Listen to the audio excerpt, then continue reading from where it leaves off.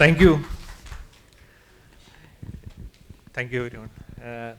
Yeah, so this is going to be little non-technical thing because everything cannot be sorted out by technical things. So generally I talk about or blog about technical matters in Postgres. I think that's the reason why I have limited audience here. But this is very important to understand some of the limitations when we deal with cloud and the offerings they gave.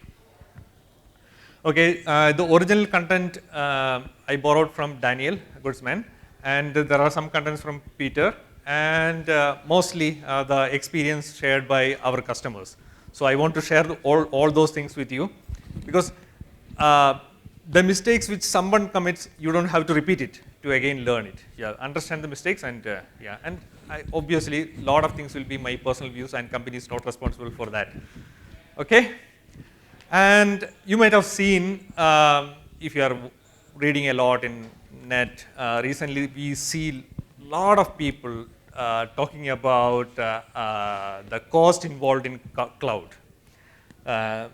Because after this, the hype about the cloud, the initial hype and the initial set of migrations, it started hitting them so hard in terms of cost.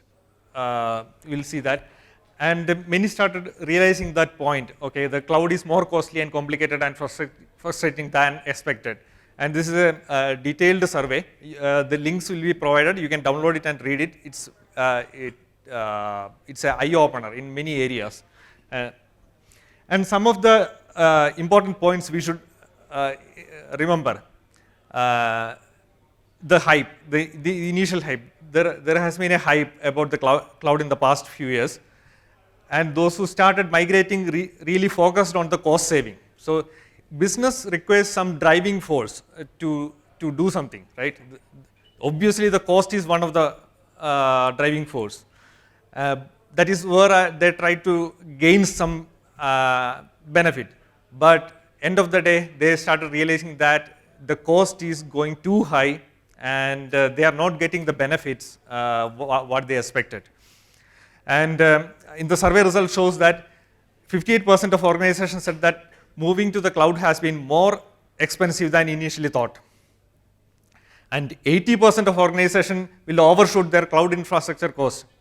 So things are not as expected as it was. So we should understand what really going wrong.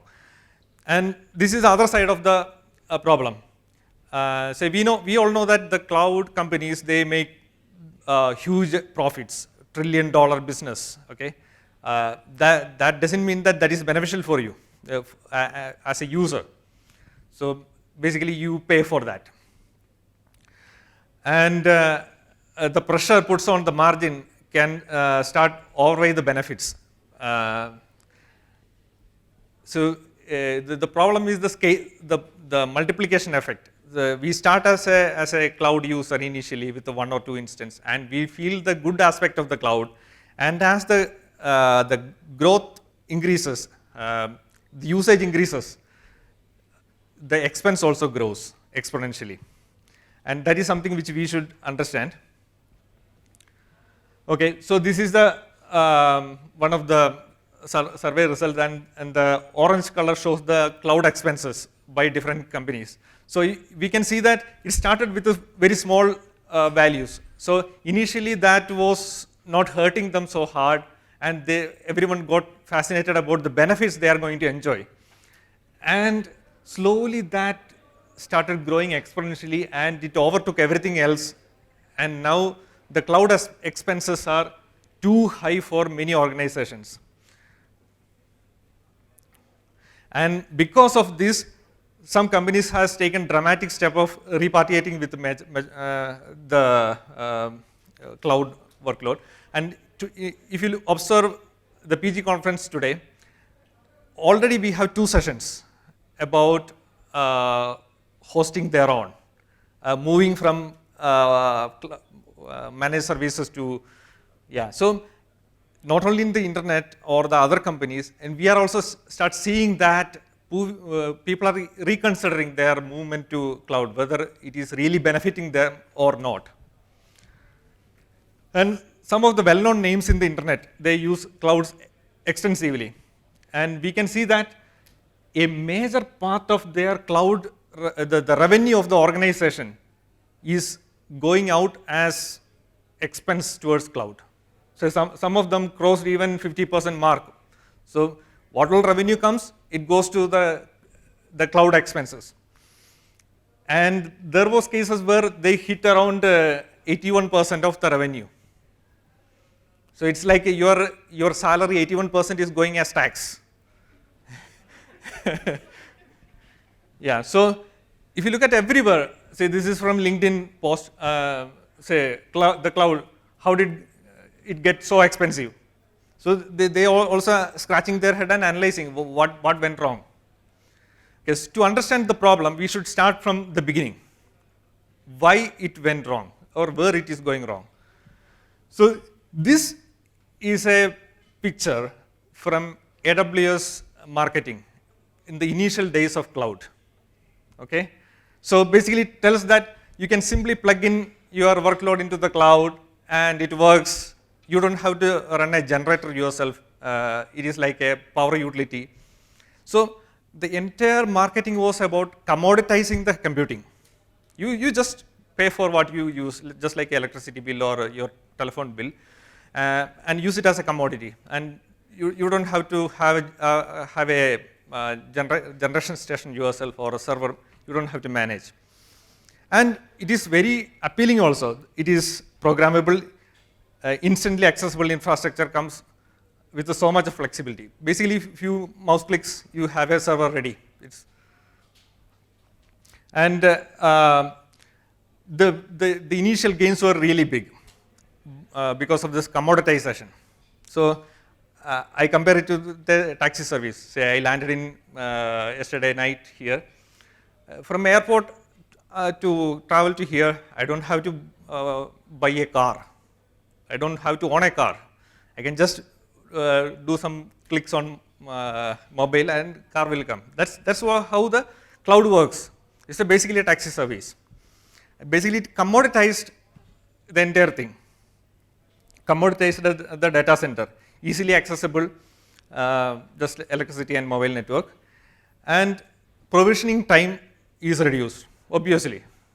It's cheap. And the biggest marketing which worked for the management is it reduces the capex. You don't have to buy anything as such. And occur only when it is required. Yeah, just like taxi, you call it, it comes, that's it. And you're happy about that. And long term, what happens? There is some challenges. So when we commoditize certain products, the problem is there will be a lot of competition. Say, if I am running a taxi service, a lot of players will come as a taxi provider. And definitely the competition increases. Increased competition means less margin. So the cloud providers started the heat. The initial days, there were very few providers, but later a lot more came and the competition increased. So, sorry. So the solution is,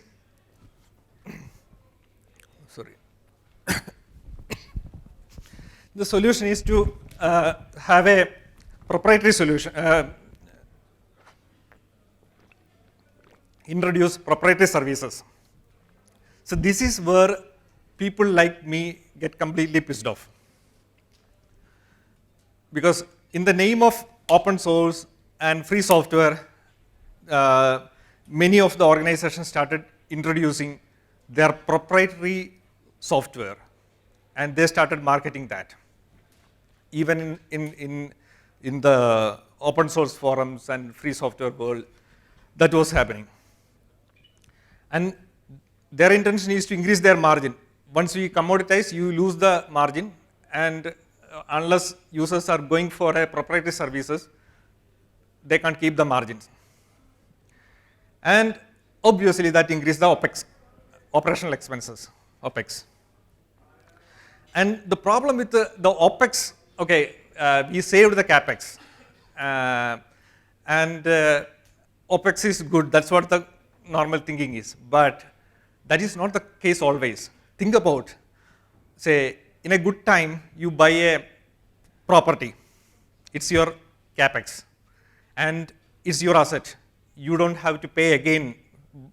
Instead of that, if you hire a high rent apartment, okay, whenever your bad time comes, that rent will start hurting. So the initial OPEX was not really a problem as such. The growing OPEX is a bigger problem.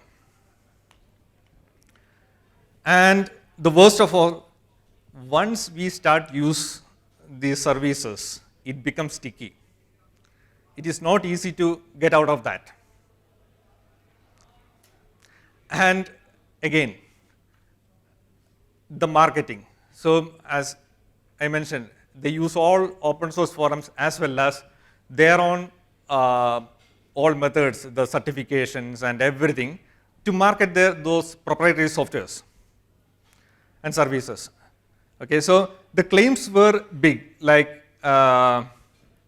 we have a better software than PostgreSQL, okay, and we call it as XYZ PostgreSQL. First of all,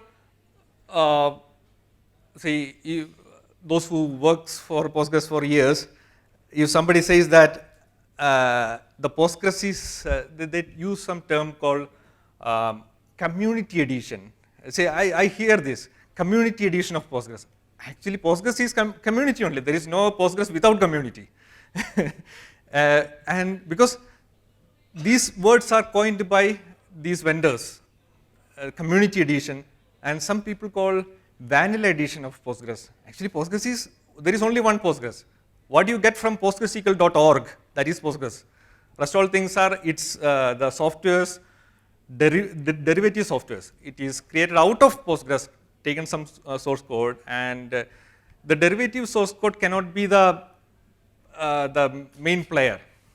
So they started indirectly hitting on the Postgres community and calling it as community edition and vanilla edition, all those things.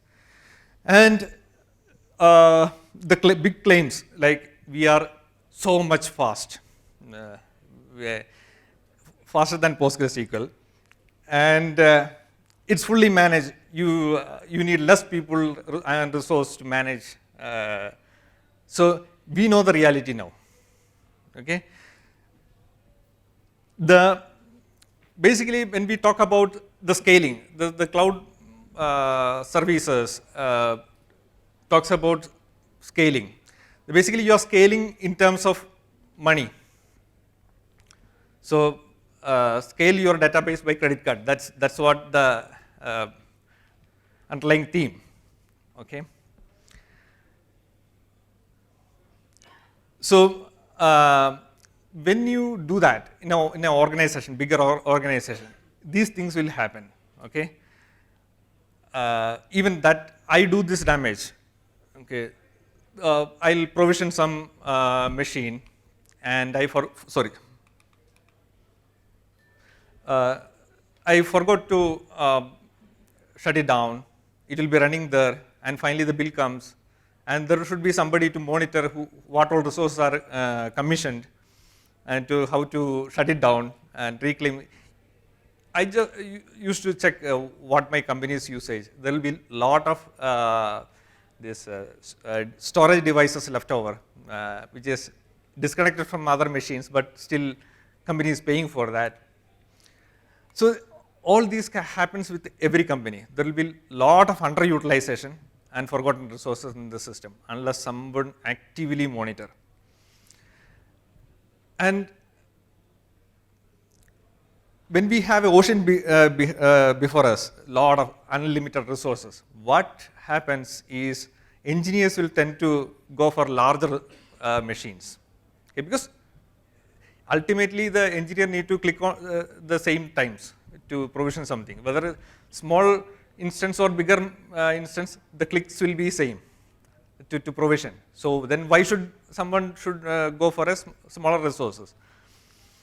And from engineer perspective, say commissioning a small machine and getting paged in the midnight is worse.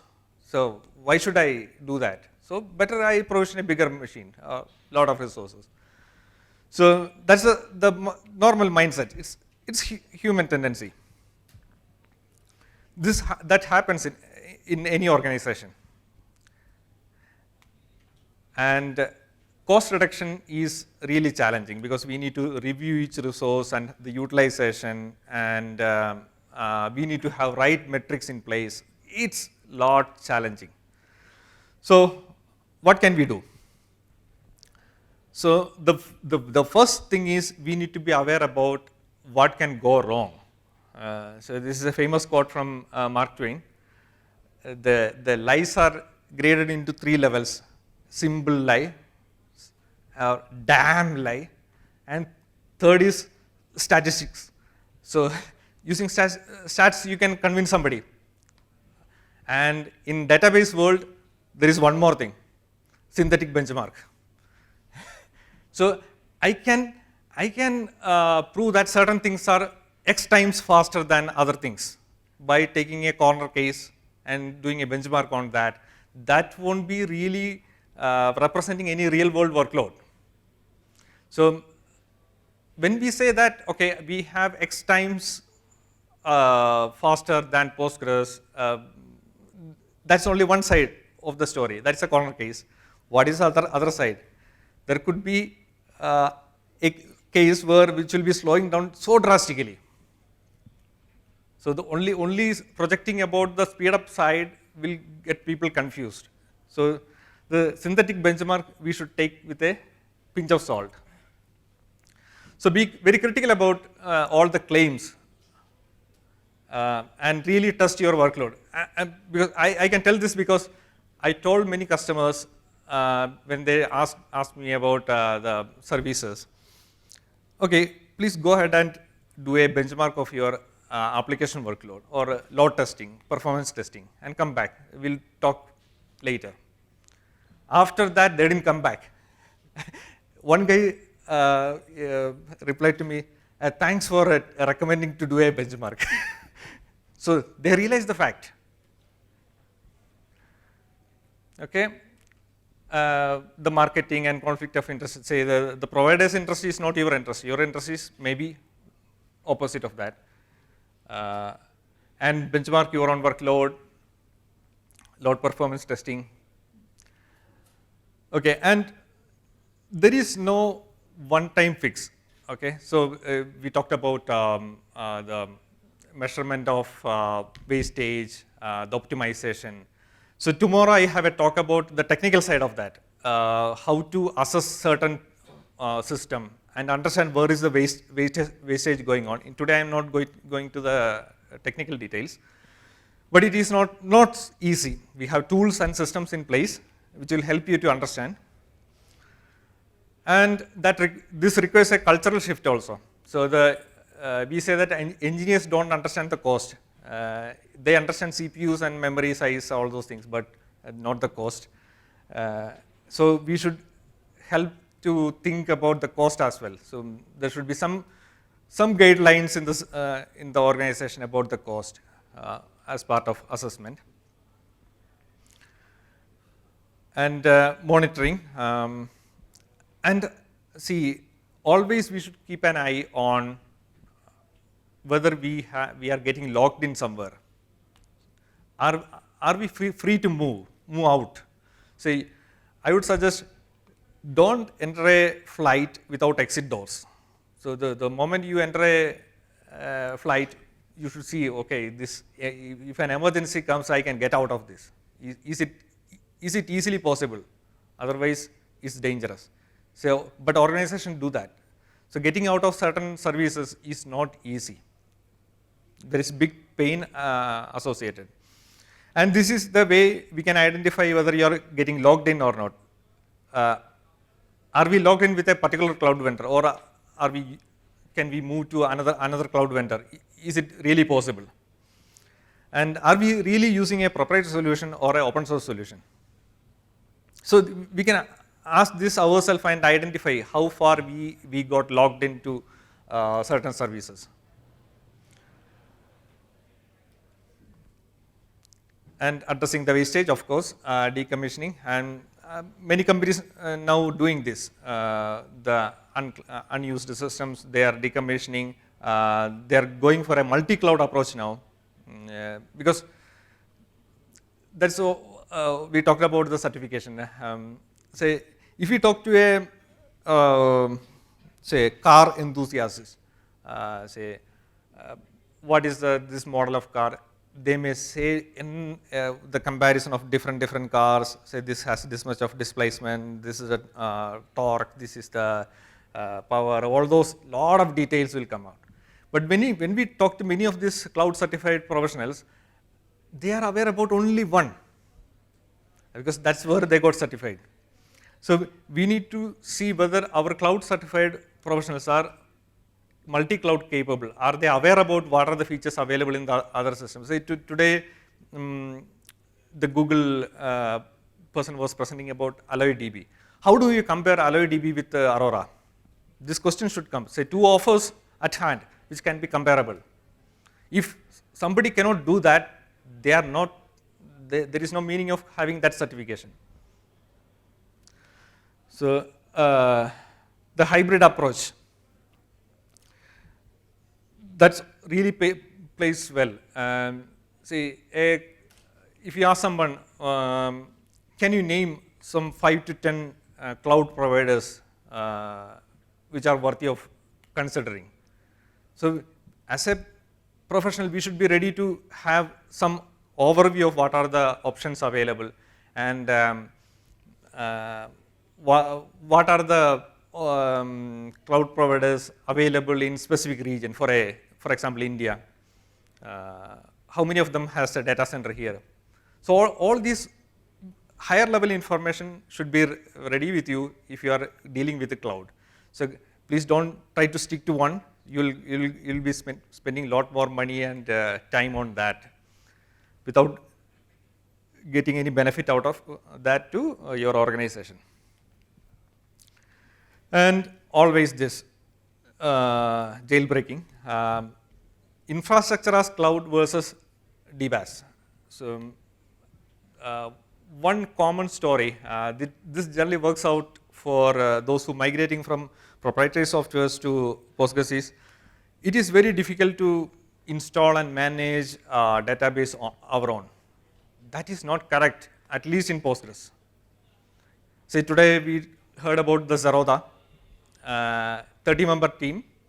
They are able to manage such a huge infrastructure.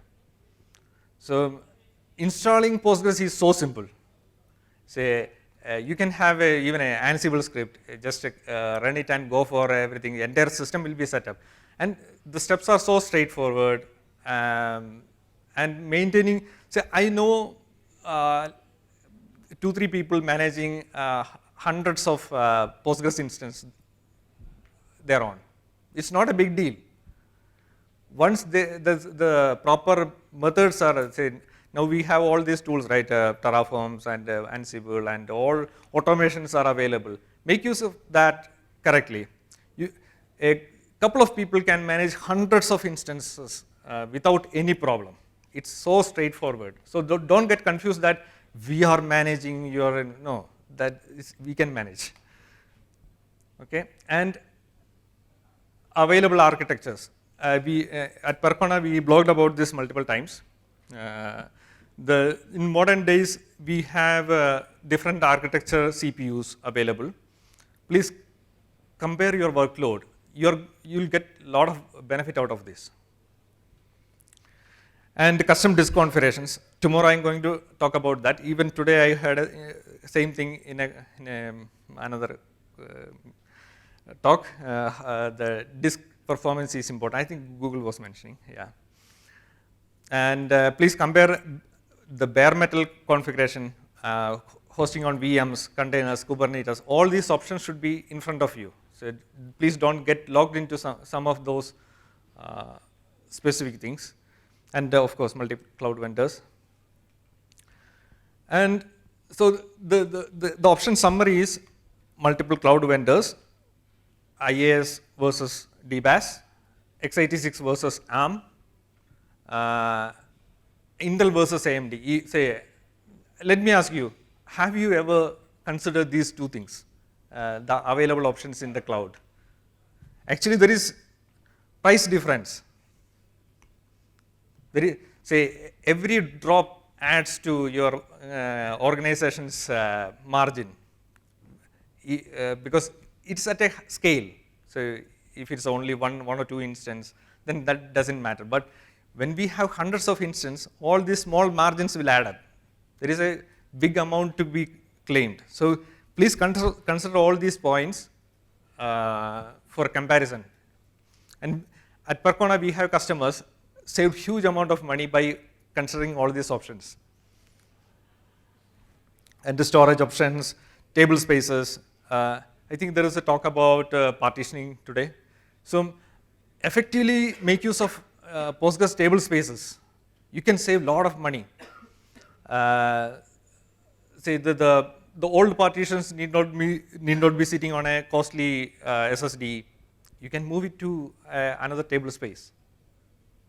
And there are file systems like ZFS, which even provides the compression by built-in. By just moving the partition to another file system, you are even achieving the compression also. So there is a lot of ways to save time and cost. And splitting the IO, tomorrow in the presentation, I'll talk about that more. And when we talk about the ARM options, so generally people talk about the AWS offering Graviton because it's marketed well. But nowadays, every cloud provider has ARM option. And one advantage with the ARM process is that you can get 64 or 128 cores in a single socket. So you don't have to deal with the NUMA. Any NUMA issues won't come up because it works as a single unit. And the Azure, Google, and Oracle uses the Ampere processors. Yeah, my slides will be shared. Please use this link to understand the gains. So in summary, 15 to 20% gain is easy to achieve. And there are people claiming up to 35, 40% saving when they move to ARM-based processors. So please consider that. There will be, say, 30% gain is not so simple, right? Yeah. And so when we talk about the multi-data center options, in normal managed services, this is one of the costliest part because there will be another instance running on another data center as a replica for which you will be paying. Actually, we don't have to do that. In Postgres, the standby, unless you are using it as a standby node for querying, there won't be any load at all because only the val apply will be happening. It's a single thread process. So you don't have to dedicate a one server for that. What we really require in a remote data center is a file system ready to take up. So once the primary data center is gone, we just mount that disk to another equal instance. And it will say once you scripted all those things, it's just running it will be up in seconds. So a machine on a remote data center can be reprovisioned. It could be serving another database to catch up with the primary on a primary data center. So there are such cheaper options, cost-efficient methods are possible when we have the freedom to do this. But when we get logged into certain services, we don't have these options anymore. And right-sizing the database infrastructure, identifying bottlenecks and fixing. I'll cover many of these things in the technical side of these things tomorrow because I want to share some tools and techniques. Yeah, please tune to my presentation tomorrow. And this is another mistake. When the cloud users looks at the graph, okay, there is a spike. So just like that giraffe. So they provision the entire system for that to cover that spike, because of course that spike should not go out of the roof. So effectively we will lose so much of resources. So the strategy should be to keep a steady load on the cloud.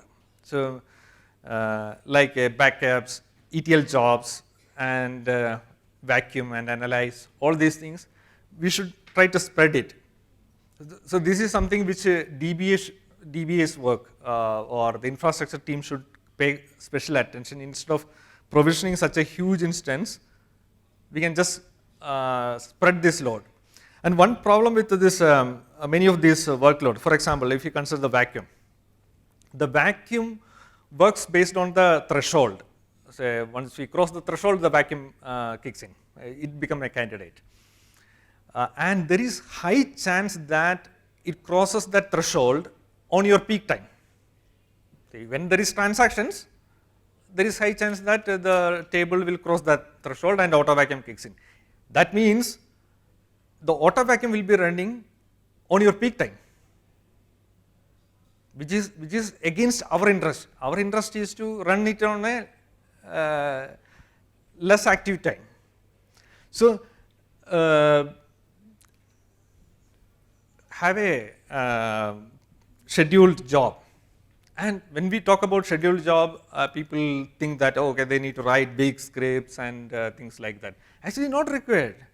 Simple SQL statement with a gsec command is sufficient to have a job. You don't have to write any programming language or anything. So, and schedule directly to call in a PSQL. And this is a 510 lines code. And let me tell you, this solved problems of many customers. And the spikes they were seeing on their production systems were gone. And we talked about the challenge of the auto vacuum load. And the worst thing can happen if the table gets aged. The vacuum freeze is not running. And that again happens on the peak hours. And the wraparound prevention auto vacuum will be more aggressive.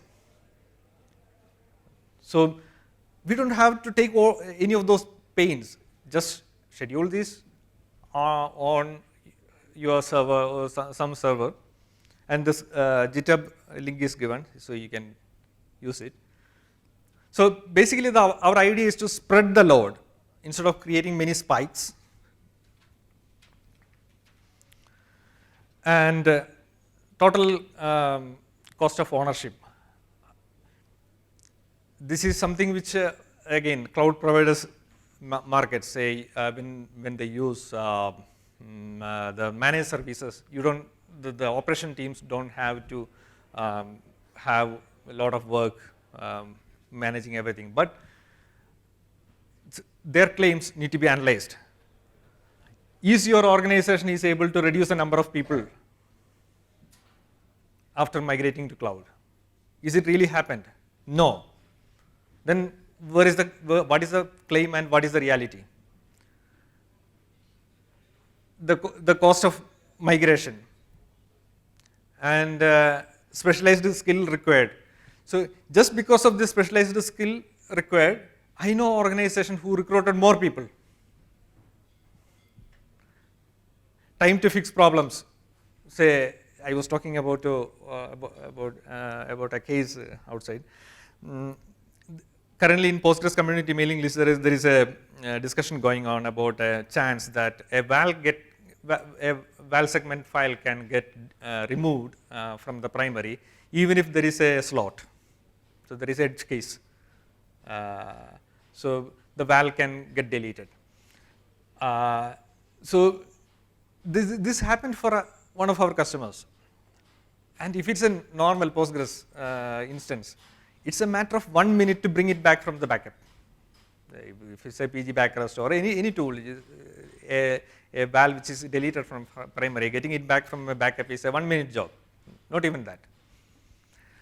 But this is almost impossible in managed service, and they were using managed services, and they had to scrap their logical standby, rebuild it everything from scratch.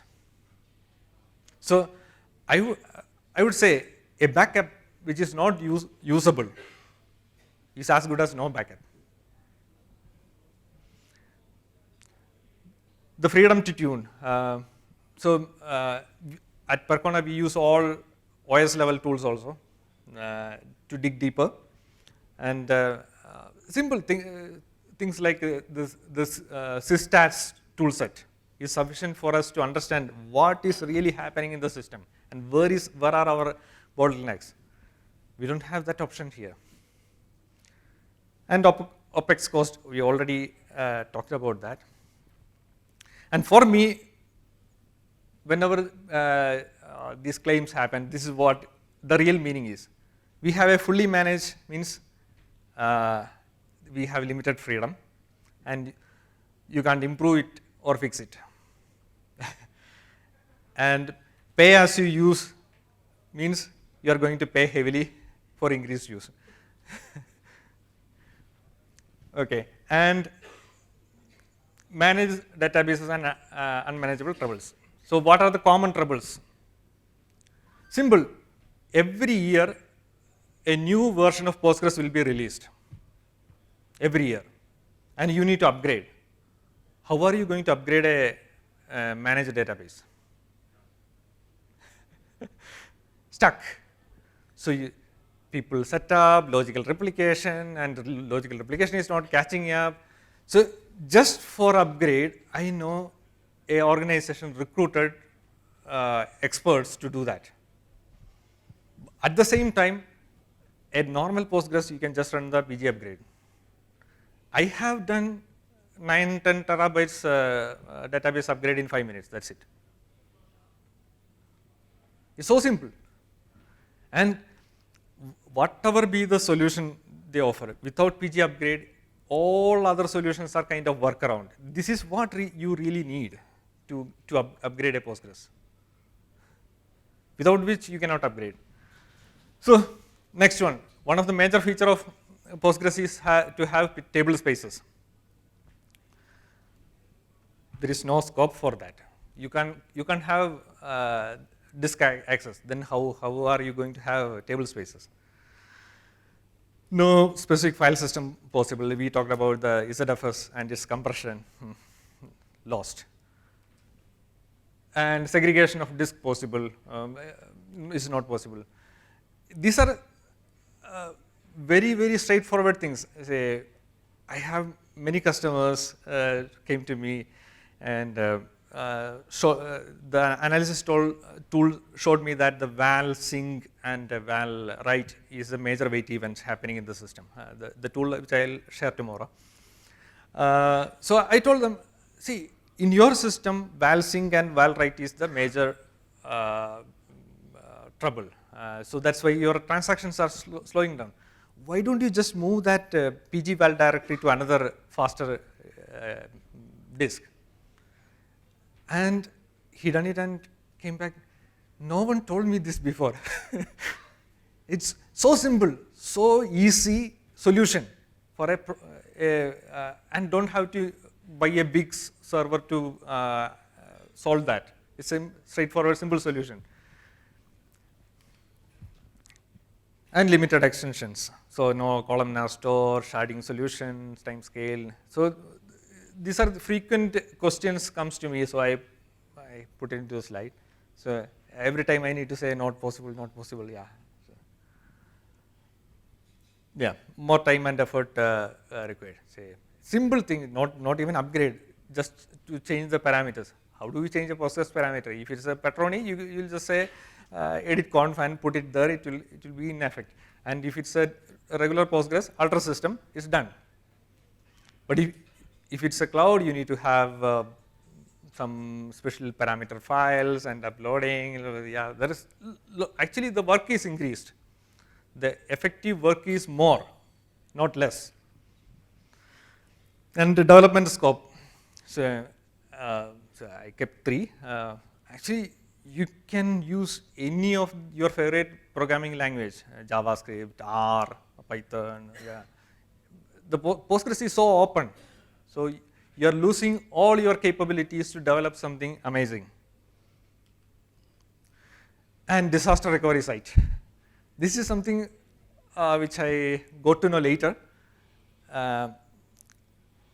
So one customer, they had a regulatory requirement to show that they are capable of running database on a disaster recovery site for 1 day or so, and then switch it back. So they want to demonstrate to regulators that they are capable of doing that. How do we do that? See, in a normal Postgres, it's so simple. You can shut it down the primary cleanly and promote the other one. Basically, the primary side will be pointing to the standby, and it's a crisscross setup. In primary con info, you can just specify each other, pointing each other, so that you can shut it down this one and promote this, shut it down that and promote this. It's switching back and forth is so simple. But that is not possible. So that customer had to build a replica and promote that, and that replica will become an independent primary. Then what? Then for that primary, they had to build a replica here. So it was a lot of work instead of just promoting and shutting down. And advanced capabilities like logical replication slot continuity. This is I blogged about that. So when we promote a standby, the logical replication slot will be lost. That's a limitation of Postgres. But the HA tools like Percona has a provision to replicate the logical replication, the slot to the newly promoted standby. So you don't have to rebuild your logical replica after that. Everything will be taken care. But that's not possible here. And there are customers stuck in this as well. And the customization, in-depth troubleshooting, the text search custom dictionary you can't implement. So I just took 10 of the from the big list of problems, what the people are getting into. Okay, yeah. So this is the one recent blog post by one guy. I hope at least some of you could identify this person. This guy was the creator of Ruby on Rails, and they are completely saying goodbye to the managed services and started their own. So he lists all the reasons. So the same reasons which we discussed. It's like paying a quarter of the house value for a earthquake insurance when you don't live in anywhere near a fault line. So you're paying for something which is not useful. I have yet to hear organization at our scale being able to materially shrink their operations team just because they move to cloud. I am also. I never saw any organization who could reduce their headcount because they moved to cloud. Actually, the headcount increased, more work increased. They had to hire more people. And we are paying over $500,000 per year for database and search service. Do you know how many insanely beefy servers you could purchase on this budget? It's huge. So actually, I was supposed to do the presentation on my laptop. That silly laptop has 16 cores, CPU cores, and 40 GB RAM, and it's not too costly. So I used to demonstrate to my customers that, see, my laptop is beating your server. Just simple benchmarks. So the underlying thing is we are paying too much. But everything in cloud is not too costly because we talked about the history. The storage services like buckets, all those things are cheap. So you can consider that for the backups. Yeah, there are the instance types with the local storage which can leverage. So basically, the cloud providers gives things which can add value to you or take away the value from you. So be intelligent and be sharp and select the right offerings from them to save your cost. Yeah, avail the spot instances. There are a lot of things. They themselves market, so I don't have to mention all of them. Okay, so because of this, all the cost concerns, now there are services which can save your cost. So wherever there is a pain, somebody will roll out a new business model. So yeah, so that also available. Yeah, so the summary is, I'm just rushing through. And yeah, that's all. We are hiring Percona at Percona. Visit our booth. Thank you. And any questions? And please come to tomorrow's presentation. I have a lot to share in terms of tools and analysis, which can help you to understand where the wastage is. Thank you.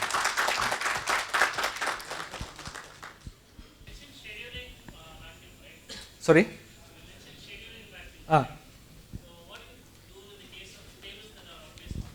Always?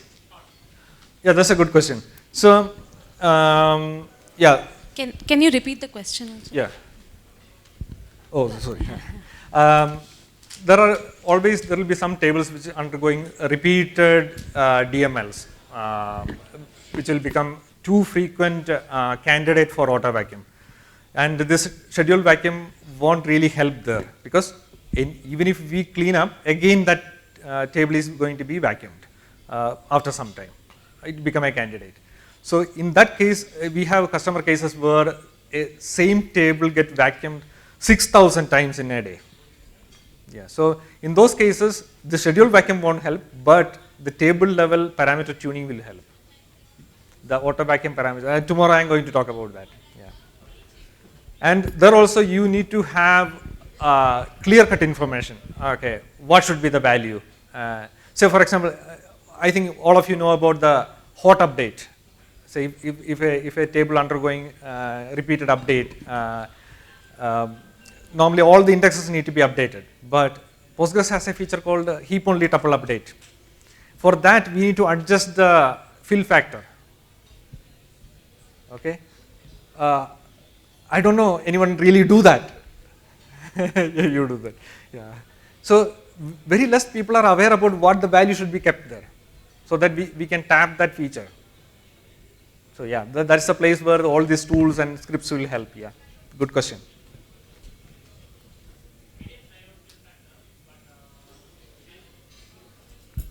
Okay, okay. Yeah. So the daily, in my personal opinion, is daily more than 20-30 times. Sorry, auto vacuum is not required. So adjust the table level parameters accordingly. The auto vacuum parameters, I mean.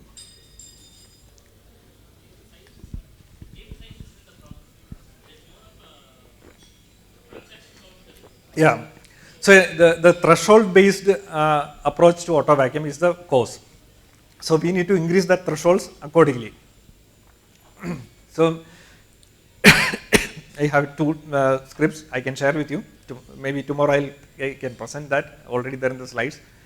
So 30-40 times auto vacuum in a day is what I generally, the maximum. The maximum limit is what I consider for a day. This happens whenever there is a small table. Actually, the number of rows are really low, but the transactions are high. So immediately it crosses that limit. So unless some 5,000 rows or there is no point in having repeatedly doing vacuum. Yeah. So Yeah, we can adjust the table level auto vacuum parameters for that. Any other question? I think it's time for lunch. We are late. Yeah.